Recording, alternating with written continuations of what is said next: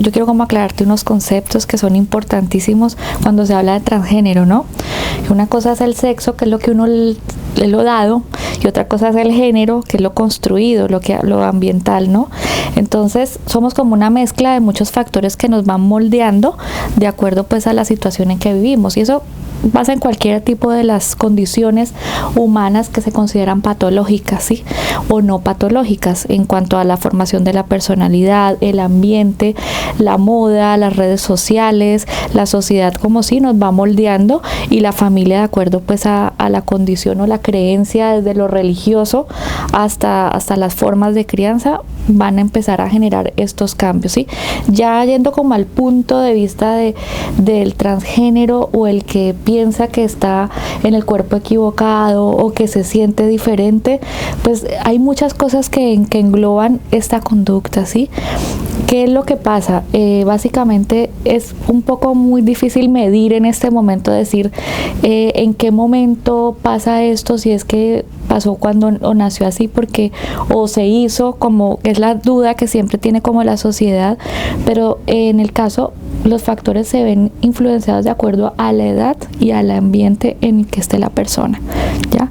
Porque no es lo mismo un chico de 15 años que en moda está escuchando este tema, a una persona adulta que, digamos, suprimió esta situación, este sentimiento durante muchos años, y que luego de que hizo todos sus proyectos emocionales, familiares, profesionales, pudo como liberarse y generar ya su condición o su gusto, su preferencia como tal sexual.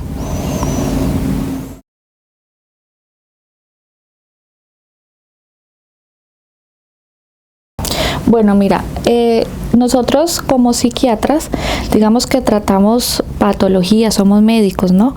Cuando uno habla de algo patológico, cuando altera mi vida o la vida de un tercero, o afecta el juicio, ¿sí?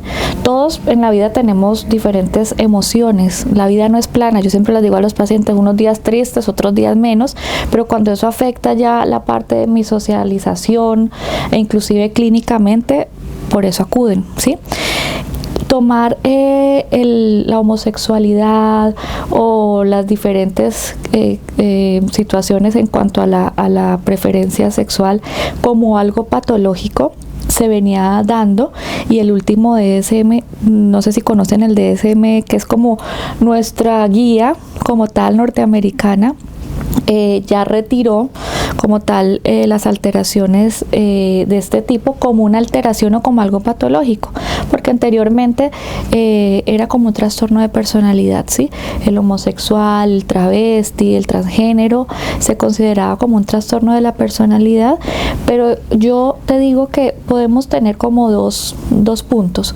Por un lado, frente a lo patológico de tener una personalidad histriónica con tendencia a la hipomanía, porque se da mucho, y no quiero decir que solamente con homosexuales o lesbianas, que hay excesos, ¿sí? Excesos en el sexo, excesos en el consumo a veces de sustancias por el medio en que se maneja.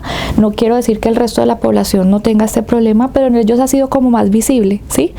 Y adicional a esto, es una población que tiene un factor de riesgo elevado de depresión por la misma situación de la sociedad que aísla, que critica, que genera desconfianza, y mucha gente llega con cuadro depresivo por eso, porque tiene el temor de que la familia o que en su trabajo o en su grupo de amigos les genere como un bloqueo frente a demostrar su sexualidad. Entonces, por un lado está la parte donde la psiquiatría ve esto como un trastorno de la personalidad, ¿sí? Que ahora se cambió, y por otro lado está la parte más de aceptación, de saber de que esto es un derecho, la libre elección, ¿sí?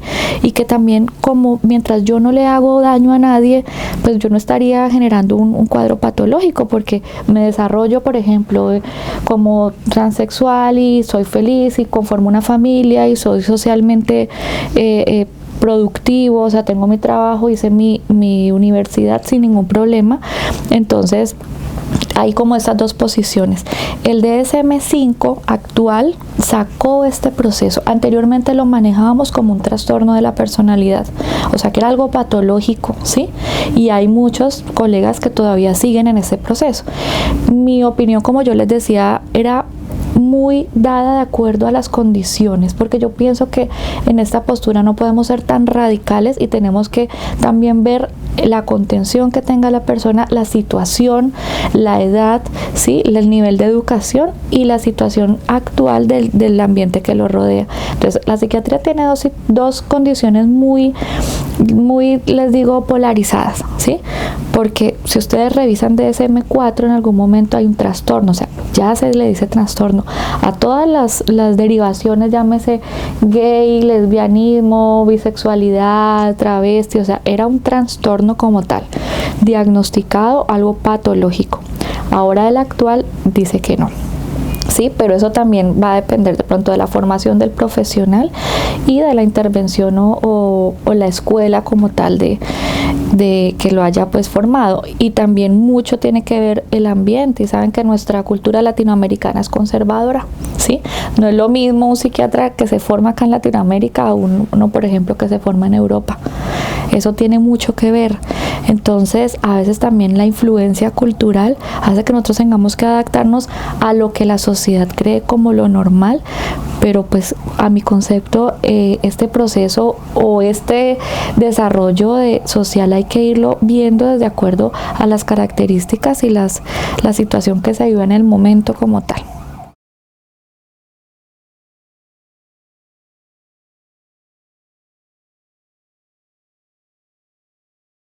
Particularmente a mí me gusta mucho la neurociencia. En mi formación tuve mucho énfasis en la neurociencia y en entender de que hay muchos procesos emocionales que tienen una evidencia científica que yo puedo medir, ¿sí?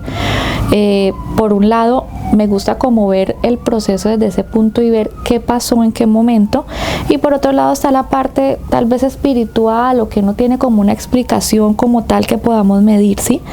Si yo me voy desde un principio en el desarrollo y en lo que me fue dado, que es el sexo o femenino masculino, empiezo como a ver de que el factor determinante de desarrollo testicular empieza desde la 7ª semana de gestación en los hombres y en la 7ª desarrollo testicular ovárico en las mujeres. O sea, hormonalmente somos totalmente diferentes, ¿ya? De hecho, hay muchos estudios donde el cerebro femenino y el masculino son diferentes y es real. Las mujeres somos más hormonales, más sensibles y tenemos, digamos, unas características en la parte cerebral diferentes que se han medido. No es que yo diga es así, no, realmente. Por ejemplo, en la parte del cuerpo calloso que une los dos hemisferios, las mujeres tenemos como más estructuras neuronales, por eso podemos hacer muchas cosas a la vez, ¿sí? Una mujer puede pintarse las uñas, hablar por teléfono, llamaron a la puerta. Un hombre, si está viendo televisión y suena el teléfono, tiene que apagar el televisor o no puede hablar a la vez, ¿sí? Son procesos. Lo mismo también por la situación del desarrollo humano también, hay otras hormonas que le fueron dadas con características masculinas porque el hombre fue como el que generó la preservación en la especie frente a la fuerza, frente a la protección, y eso hace la testosterona, que es la hormona masculina más predominante. Por eso está muy asociada a la impulsividad en la adolescencia, porque genera que haya como un poco de más en este momento que hay un desarrollo, y las mujeres más emocionales, ¿ya? Entonces, si nos vamos de pronto desde un proceso genético, neurocientífico, diríamos que estaríamos en contra como de lo natural generando, ¿sí? Y si hablamos en niños, es un poco más delicado el proceso. ¿Por qué? Porque sabemos que el sexo es dado, nace con características XY, femenino, ¿sí? Pero el ambiente va formando y las características sexuales de los niños, así como todo su cerebro, todos sus órganos van creciendo, no es lo mismo la conciencia frente a la situación de límites y de los gustos de un niño de 4 años a un niño de 15, ¿sí? Por eso tomar estas condiciones como fijas en ese momento a veces puede ser un error, porque el 70% de estos niños desisten de haber dicho ya no quiero ser niña y ahora vuelvo a ser niño, por ejemplo. Entonces, La situación que yo planteo acá es como el acompañamiento, el tener como que no se excluya al niño que en ese momento tiene como esa condición, ¿sí? Frente a que esto a veces limita la parte escolar, en la familia, y entra un proceso y dentro de todo es un niño. Entonces no como tratarlo a decir, bueno, está enfermo o es un proceso patológico. Para mí es una situación que puede ser temporal, que está atravesando, ¿sí? Que puede ser dada por lo ambiental, que puede ser dada por imitación, que puede ser dada por el mismo desarrollo sexual, que es normal en los niños, que a veces genera estos cambios de sentir, que por eso en algún momento se hablaba, según el psicoanálisis, de la bisexualidad en la infancia. Entonces, más que de pronto declarar esa situación como fija, es como el acompañamiento para mí como psiquiatra y como manejo de todo este proceso. Me interesa es como que eso se vea como una condición que puede ser temporal, sí, pero que también puede ser fija, y que esto no genere una crisis más de la que tiene el niño en su identidad, sí. Entonces digamos que mi postura es muy equilibrada frente a que yo no considero que sea una patología o una enfermedad, ni tampoco considero que no hay que acompañar y que no hay que hacer un seguimiento, ¿sí?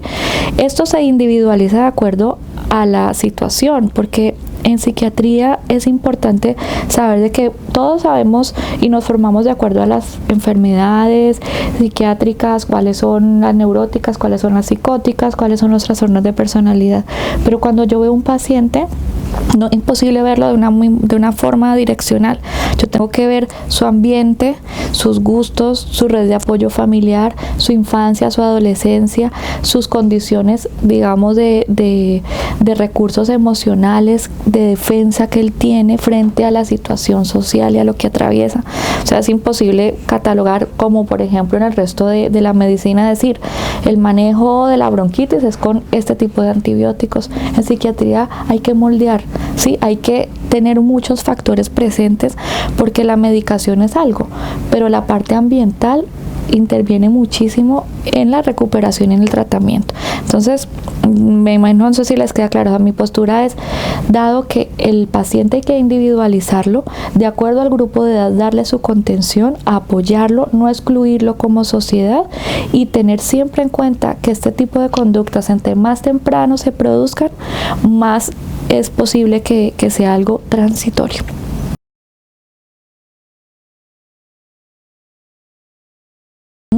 Mira, yo pienso que para empezar cualquier tipo de tratamiento en cualquier niño debe haber medicina basada en la evidencia y haber hecho mínimamente algunos estudios, ¿sí? Más que el hormonal.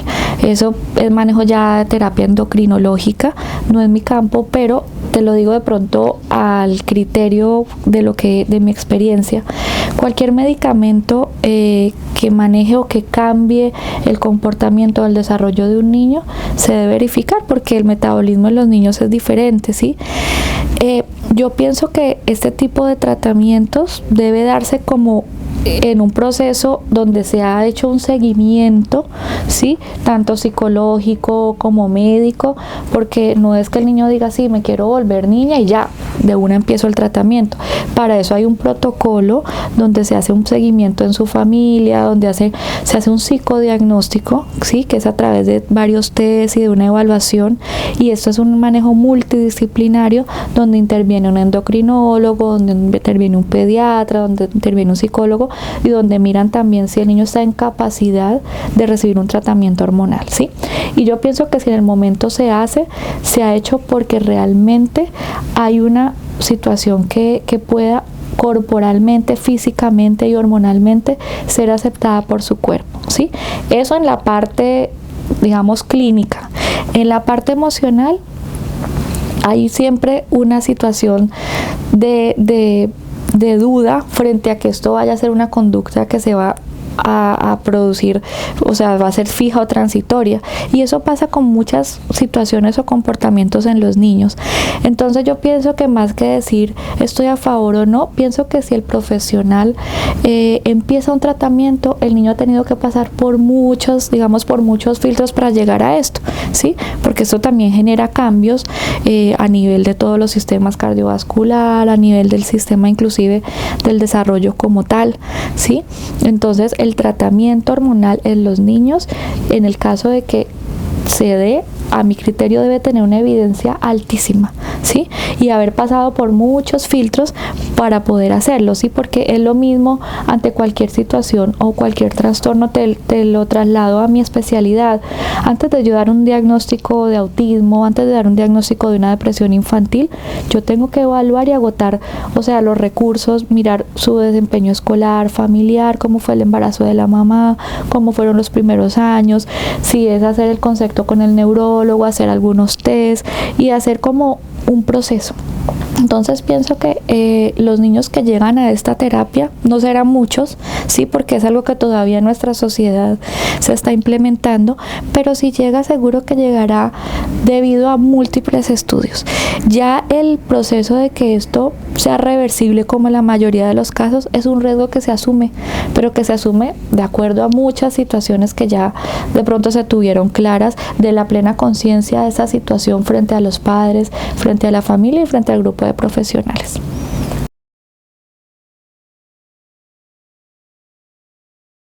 Mira, en cuanto a la parte, te digo, dentro de la parte médica endocrinológica, mientras ese estímulo para que tome características de otro sexo es estimulado por una hormona que él no está produciendo naturalmente, el simplemente sustituirla, esta artificial, pues va básicamente a volver como a lo que era su fisiología normal, ¿sí?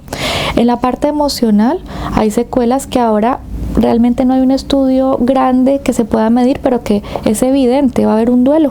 Es como un tipo de duelo porque es una pérdida del que yo quise, hice y no fue, ¿sí? Es una situación que puede desencadenar cambios de depresión o de alguna situación ansiosa porque es un cambio de vida total, ¿sí? En un chico que puede tener buenos mecanismos, pero que está en una transición, entonces viene el conflicto de la adolescencia, la situación social, la parte legal, o sea, desde el punto de decir, me tengo que cambiar el nombre o el género en mi documento, y eso implica una situación. Emocionalmente, lógicamente va a haber un cambio, ¿sí? Y un cambio puede desencadenar síntomas inclusive ansiosos o depresivos, pero y en la parte médica, en cuanto al hormonal, como les digo, si están, por ejemplo, dando más dosis de testosterona a una niña porque tenga características masculinas, esa testosterona que está recibiendo es artificial, entonces al suspender la estimulación, pues ya no la va a aceptar más su cuerpo y volverá a las características femeninas, ¿sí? Pero en la parte emocional, sí, claro, sí hay una condición ahí de riesgo, porque como les digo, yo lo tomaría como un duelo porque es como una pérdida en el proceso de aceptar nuevamente a una condición que yo no quise en el momento de pronto, o se me fue dado todo, y luego el arrepentimiento, y esto puede generar en el niño o en el adolescente o inclusive en el adulto sensación de pérdida, y la pérdida puede llegar hasta un duelo patológico. Entonces sí, emocionalmente va a haber un cambio, y de hecho pienso que en todo el protocolo del manejo hay que prever hasta eso.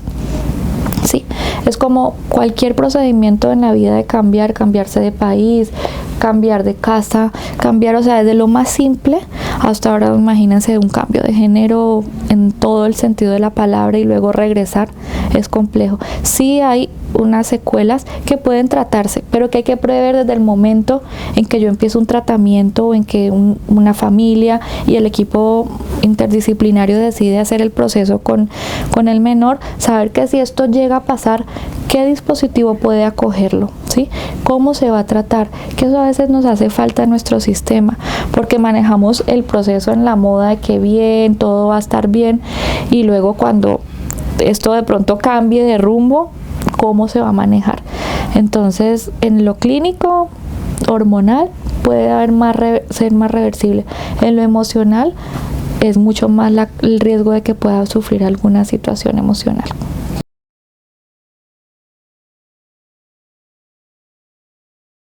Mira, yo pienso que ahí sí te digo que a los 8 años es muy difícil pensar en algo quirúrgico o en algo radical, ¿sí? Para cualquier tipo de patología. Vuelvo y te pongo a mi campo, un niño que tiene un trastorno de déficit de atención, hiperactividad, a los 8, a los 12 puede ser un depresivo, ¿sí?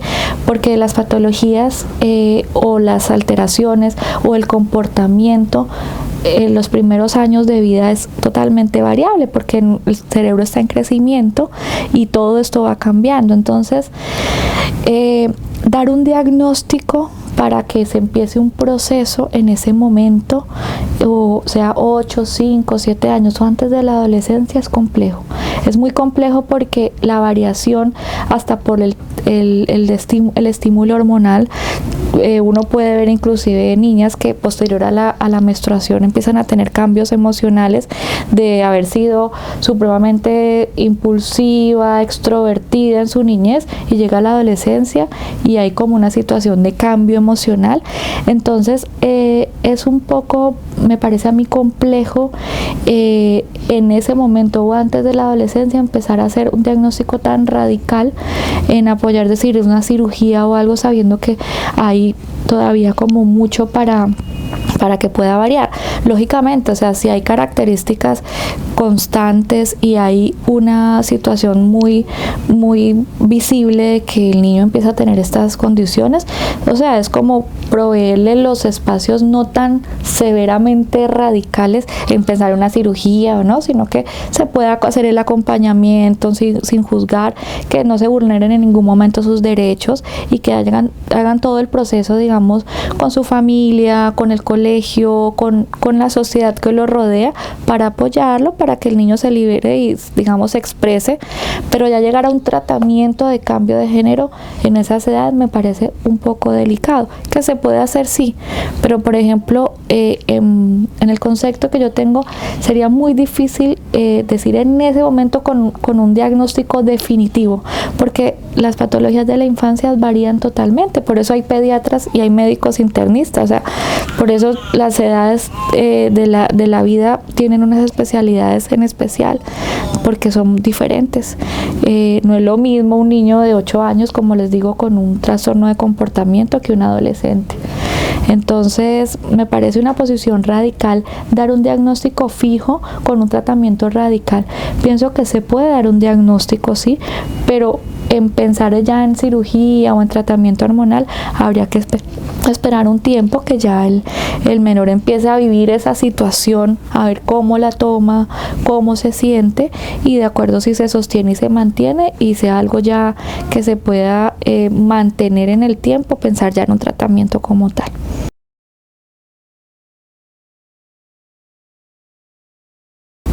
Mira, yo pienso que como te decía, es todo en la parte psiquiátrica, todos los pacientes tienen características diferentes, o sea, es muy heterogéneo el tratamiento, porque yo no puedo decir exactamente hay una edad, ¿sí?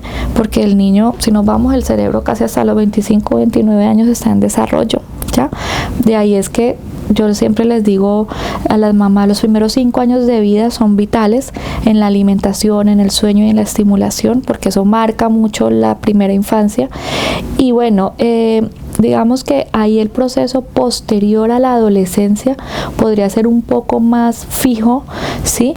Pero menor que eso me parece completamente delicado. No digo que no se pueda, pero menos de la etapa de adolescencia particularmente no me quedaría con un diagnóstico fijo, ¿sí? Secundario también, como les explicaba, la condición de la evaluación integral y de cómo el niño está evolucionando en la parte primaria de bueno, vamos a que se vista como niña, a que se empiece sin tener, digamos, una opción quirúrgica todavía, sino como ver cómo reacciona frente a esto. Entonces no hay, como yo te diga, una edad que sea 15, 16, pero al menos pienso que posterior a la adolescencia ya avanzada, después de los 18, donde ya es una persona legalmente que puede decidir, tiene un derecho como tal, y de pronto puede haber un poco de más responsabilidad frente a la decisión. No lo mismo con un niño de 8 años. Pero como te digo, sea un niño de 8, 18, tiene derechos. Y lo más importante de todo este proceso es que él no pierda los derechos de una sociedad que es difícil, o sea, que acepte este proceso, que se haga la inclusión a nivel escolar, que se haga el seguimiento y que se le garanticen al niño que toma esta decisión, que no se le va a negar todo lo que requiere y el acompañamiento que debe darse.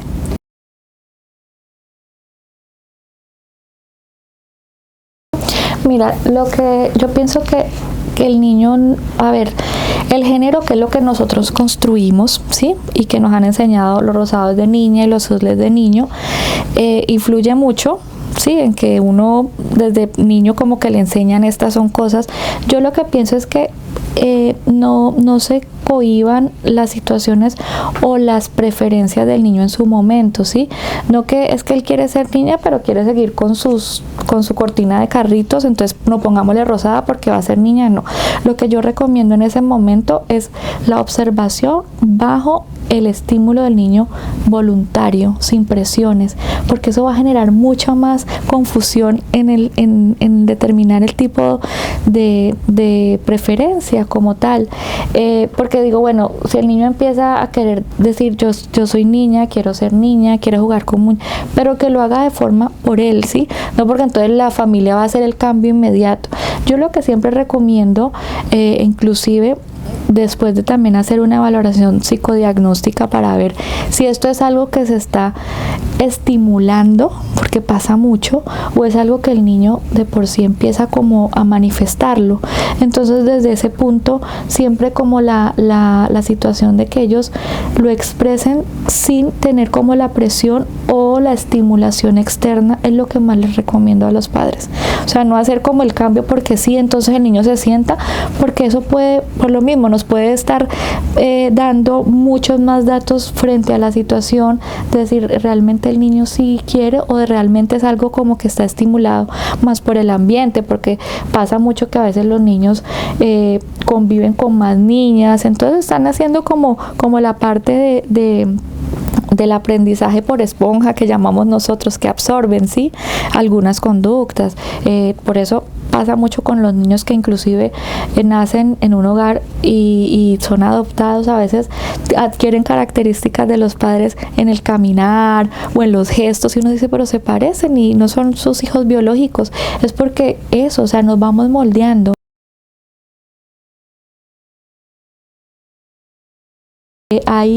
O sea, la ley protege como un derecho. De hecho, ha habido casos de niños que se han incorporado escolarmente con todo su proceso de cambiarse el nombre y todo.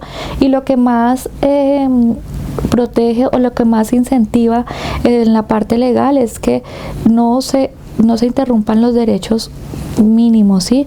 A la salud, al estudio, o sea, porque como les digo, nuestra sociedad no está preparada para este tipo de situaciones.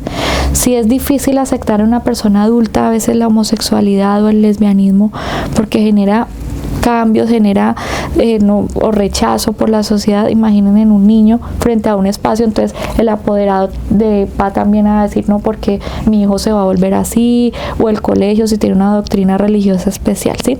La ley protege, y esto hay un grupo multidisciplinario donde para llegar a este proceso, como les digo, no es con una sola intervención, debe haber muchas más intervenciones, y lo más importante es garantizar los derechos al niño, a que él tenga como sea que luego el día de mañana diga no quiero volver a ser niña o quiero volver a ser niño, no se le vulneren los derechos, para que él en sociedad pueda sentirse acogido.